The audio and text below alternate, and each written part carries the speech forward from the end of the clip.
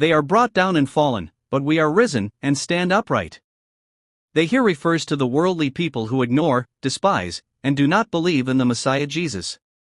That is, this word says that those worldly people will surely be bowed down and fallen in the day of God's judgment. To say it again, they will fall into eternal destruction. But God's people will stand up firmly and be restored in that day of judgment. In other words, God's people will put on a spiritual resurrection body in that day of judgment and enter the eternal heaven. Save, Lord, let the King hear us when we call. It is the plea for salvation on the day of judgment. No, it is the plea for the King to respond and testify when we call.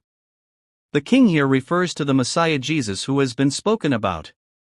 That is, it informs us that the Messiah Jesus is the King who created and governs the entire universe, and at the same time, it informs us that the Messiah Jesus will return as the judge at the time of judgment. Probably, on that day of judgment, the Messiah Jesus will return as the judge, gather all the people of the world before him, and perform the judgment. You did not believe in me, so you shall fall into the eternal lake of fire. Then, the person who hears this verdict will writhe, wet their pants, and weep bitterly right there so as not to fall into that lake of fire. It is at that very moment that God's people will look up at the Messiah Jesus, who is the judge, and cry out, "Oh, Jesus! You know me, right?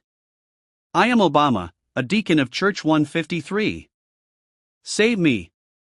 And it is at that very moment that they plead for him to personally testify and respond.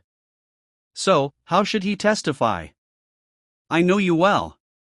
You believed in the merit of my blood, so eternal heaven is yours." That is how he should respond and testify. If you want to know more, please subscribe.